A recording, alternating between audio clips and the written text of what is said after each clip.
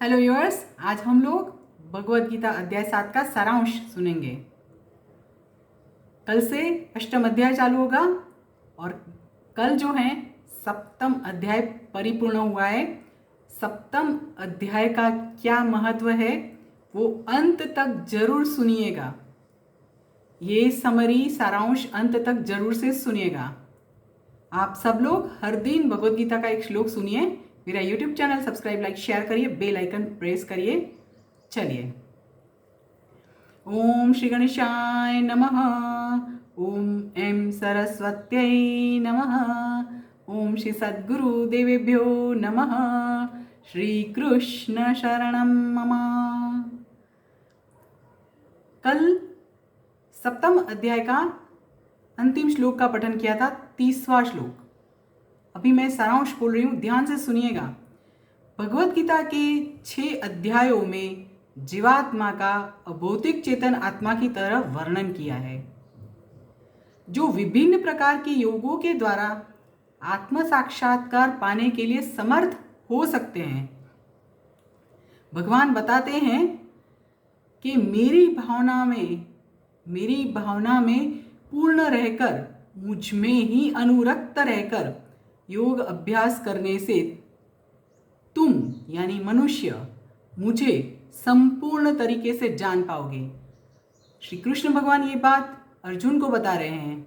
हमने ये श्लोक में पढ़ा हुआ है, परंतु यहाँ पे मैं मनुष्य के लिए बोलूँगी, क्योंकि हम जानते हैं कि ये बात श्री कृष्ण भगवान ने अर्जुन के लिए बताई है। अर्जुन को बता रहे थे। भगवान बताते हैं कि मेरी भावना में पूर्ण रहकर, मुझ में अनुरक्त रहकर योगाभ्यास करने से तुम मुझे संपूर्ण तरीके से जान पाओगे। मैं तुमको इंद्रिय गम्य और दिव्य दोनों ज्ञान बताऊंगा। उसके बाद तुमको जानने के लिए कुछ भी नहीं बचेगा। हजारों मनुष्यों में से कोई एक ही सिद्धि पाने के प्रयत्न करता है और उसमें से कोई एक ही मुझे जानता है। श्री कृष्ण भगवान कितना अच्छे से बताते हैं। प्रयत्न करते हैं, परंतु सिद्धि पाने का प्रयत्न सिर्फ एक ही मनुष्य करता है, हजारों में से एक। ये दोनों ज्ञान की बात जो बता रहे हैं उसमें आगे, उसमें से कोई एक ही मुझे जानता है। पृथ्वी, जल, अग्नि, वायु, आकाश, मन और बुद्धि और अहंकार, मन, बुद्धि, अहंकार, यह सब 8 मेरी विभिन्न भौतिक शक्ति है। उसमें भी उसे निकृष्ट शक्ति के उपरांत एक अन्य और ज्यादा पराशक्ति है, जो जीवों से बनी हुई है और भौतिक प्रकृति के साथ संघर्ष करती रहती है और संसाधनों का उपभोग करती रहती है। सभी उत्पन्न हुए जीव यह दोनों शक्तियों में रहते हैं। इस जगत में जो भी कुछ भौतिक और आध्यात्मिक है, उस सब की उत्पत्ति और विनाश तुम सिर्फ मुझे ही समझो। श्री कृष्ण भगवान बताते हैं, मुझसे श्रेष्ठ ऐसा कोई सत्य और तत्व नहीं है। जैसे धागे में मोती होते हैं पिरोए हुए, वैसे ही सब कुछ मेरे पर ही आधारित है। मैं पानी में स्वाद हूँ, सूर्य तथा चंद्र का प्रकाश हूँ, वैदिक मंत्रों में ओंकार हूँ, आकाश में शब्द हूँ तथा मनुष्य में सामर्थ्य हूँ। मैं पृथ्वी की आद्य सुगंध हूँ तथा अग्नि की उष्णता हूँ। मैं जीव मात्र का जीवन तथा तपस्वियों का तप हूँ। मैं ही सर्व जीवों का आदि भी हूँ, बुद्धिमानों की बुद्धि हूँ और सर्वशक्तिशाली पुरुषों का तेज हूँ। और मैं बलवानों का काम तथा वासना रहित बल हूँ। धर्म के सिद्धांतों के विरुद्ध नहीं हो, ऐसे काम और वासना रहित बल हूँ। ऐसे जातीय जीवन भी मैं ही हूँ, जो कि वासना रहित बल है, धर्म के सिद्धांतों के विरुद्ध नहीं हो, ऐसा जातीय जीवन भी मैं ही हूँ। सर्वभाव सर्वभाव, सत्वगुणी, रजोगुणी, तमोगुणी सब मुझ में से ही प्रकट हुए हैं और मैं ही सब, सर्व कुछ मैं ही हूँ। परंतु मैं स्वतंत्र तो हूँ, मैं पूरी तरह से स्वतंत्र हूँ। मैं प्रकृति के गुणों के अधीन नहीं हूँ, परंतु वो सब मुझको अधीन है। तीनों गुण तथा तम द्वारा मोह पाया हुआ यह समग्र जगत गुणातीत तथा अविनाशी ऐसा मुझे नहीं जानता है। तो जो मनुष्य एकदम मूर्ख है और मनुष्यों में भी अधम है, जिनका ज्ञान माया के द्वारा चला गया है और जिनकी प्रकृति नास्तिक है, असुरों की तरह, ऐसे दुष्ट मेरा शरण ग्रहण नहीं करते हैं। जैसे कि लोग हमेशा अपने काम करते रहते हैं, परंतु जीवात्मा उसकी अमरता के लिए, सुनने के लिए उनके पास समय नहीं होता है। अमरता किससे मिलती है? वह सुनने के लिए उनके पास समय नहीं होता है। दूसरे मनुष्य इस तरह से होते हैं जो लोग सामाजिक और राजकीय तथा धार्मिक जीवन की नियामक सिद्धांत तो रखते हैं, परंतु धार्मिक नियमों का पालन नहीं करते हैं, उनका अभाव होता है। तीसरे लोग जो कि दार्शनिक होते हैं, कवि, साहित्यकार, वैज्ञानिक होते हैं, परंतु माया की वजह से वह अलग रास्ते पर चलते रहते हैं और परमेश्वर की अवज्ञा करते हैं। चौथा लोग नास्तिक है और उनको लगता है कि भगवान जगत में कभी भी अवतरित नहीं होते हैं, नहीं हुए हैं, नहीं हो सकते हैं। 4 प्रकार के ये लोग जो मैंने बताए आपको, ये श्री कृष्ण भगवान ने बताए हुए हैं। उससे आगे अभी 4 प्रकार के पुण्यशाली मनुष्य क्या होते हैं वो मैं बता रही हूँ। 4 प्रकार के पुण्यशाली मनुष्य जो होते हैं वह मेरी सेवा करते हैं। कैसे मनुष्य? या तो वो दुखी होते हैं, मतलब कि तकलीफ में होते हैं, या तो अर्थार्थी होते हैं जिनको पैसों की जरूरत होती है। तीसरे जिज्ञासु होते हैं जिनको भगवान की खोज रहती है और चौथे परम सत्य के ज्ञान की खोज में रहते हैं। इसमें भी जो पूर्ण ज्ञानी है और शुद्ध भक्ति में तल्लीन रहता है वह सर्वश्रेष्ठ है। क्यों वो सर्वश्रेष्ठ है? क्योंकि मैं उसको अत्यंत प्रिय हूँ और वह भी मुझे उतना ही प्रिय है। ये सभी प्रकार के भक्त उदार मन वाले मनुष्य होते हैं, अत्यंत अच्छे मनुष्य होते हैं। परंतु जो मनुष्य मेरे ज्ञान में स्थित रहता है उसको मैं अपने आत्मा के समान गिनता हूँ और जो मेरी दिव्य सेवा में रहता है वैसा मनुष्य सर्वोच्च, सर्वार्थ, संपूर्ण ध्येय ऐसे मुझे निश्चित रूप से प्राप्त करते हैं।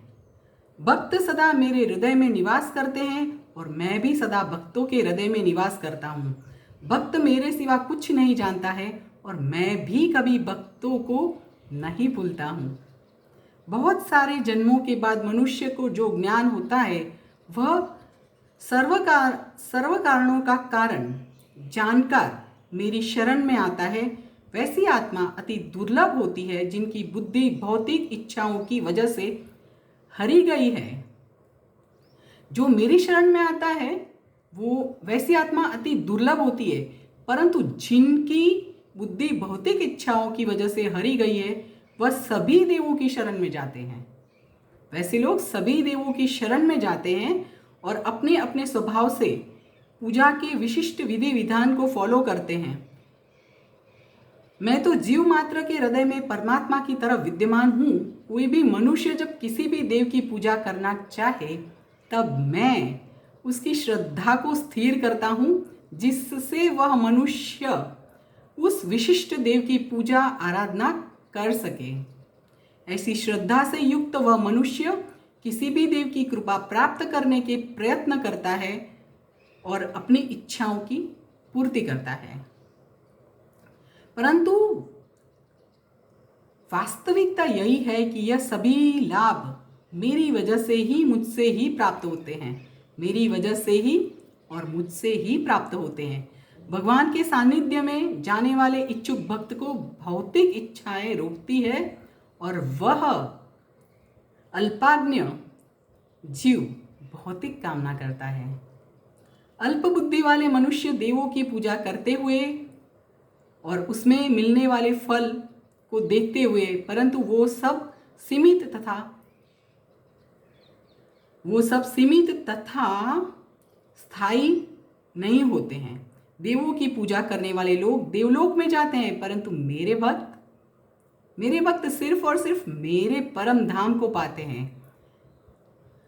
मुझे पूर्ण तरीके से नहीं जानने वाले बुद्धिहीन मनुष्य मानते हैं कि मैं पूर्ण पुरुषोत्तम परमेश्वर कृष्णा पहले निराकार था और अभी मैंने यह व्यक्तित्व धारण किया है। उनके अल्प ज्ञान के कारण वह लोग मेरी अविनाशी तथा सर्वोपरि प्रकृति को नहीं जानते हैं। सही बात यह है कि भक्ति भरी सेवा के बिना तथा कृष्ण भावना अमृत का विकास के बिना कोई भी मनुष्य कृष्ण भगवान को नहीं जान सकता, नहीं समझ पाता। जो लोग पूर्ण पुरुषोत्तम परमेश्वर को जानने के लिए मानसिक तर्क और वितर्क करते हैं, और वह लोग अनेक सालों तक, जन्मों तक, वर्षों तक वेदों के अध्ययन करने के बाद भी मुझे नहीं जान सकते हैं। मैं मूर्ख तथा अल्प बुद्धि वाले मनुष्य के सामने अपने आप को कभी भी प्रकट नहीं करता हूँ, और उन लोगों के लिए मैं अपने आप को अंतरिम शक्ति के द्वारा अवतरित रखता हूँ। इसीलिए वह लोग मुझे नहीं जानते हैं कि मैं अजन्मा हूँ, अविनाशी हूँ। मैं पूर्ण पुरुषोत्तम परमेश्वर भूतकाल में क्या हुआ था, वर्तमान में क्या हो रहा है, भविष्य में क्या होने वाला है, ये सब कुछ जानता हूँ। मैं सर्व जीवों को जानता हूँ, परंतु कोई जीव मुझे नहीं जानता है। सर्व जीव जन्म लेकर इच्छा तथा द्वेष से उत्पन्न होने वाले अंतर्व्यथा से, मोह से ग्रस्त होकर आसक्ति पाते हैं। मनुष्य अपनी सोच से, अपनी अज्ञानता से ऐसे मानता है कि भगवान बहुत ही शक्ति के द्वारा उत्पन्न होता है, और परंतु यह मनुष्य का दुर्भाग्य है। मान अपमान, सुख दुख, स्त्री पुरुष, सही गलत, आनंद दुख, दुर्भाव, यह मेरा घर, यह मेरा परिवार, ऐसा ही मोह, इसी में मनुष्य फंसता रहता है।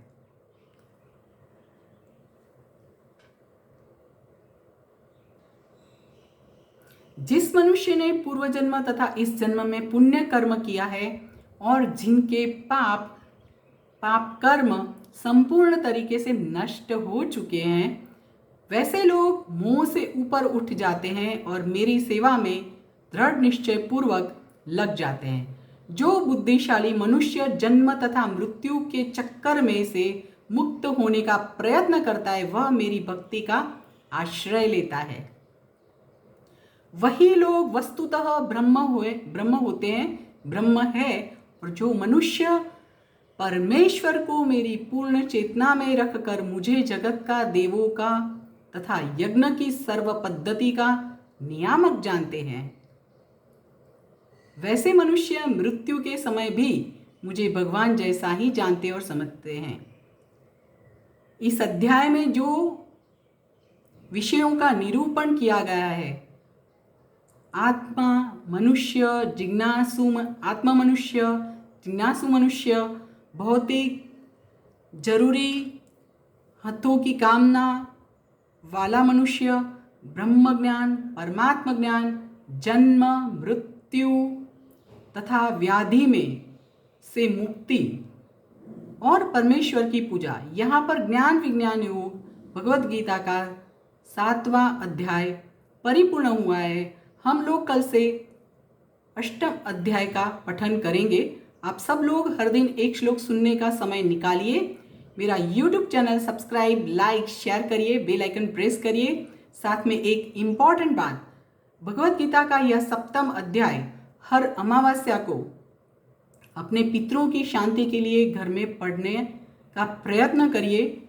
यहाँ पे मेरे YouTube चैनल का हर एक श्लोक सुनने का प्रयत्न करिए और भाद्रपद मास में हर दिन सप्तम अध्याय घर में पढ़ सकते हैं। आज सप्तम अध्याय का सारांश समरी यहाँ पे परिपूर्ण हुआ है। कल से अष्टम अध्याय। जय श्री कृष्ण फ्रेंड्स।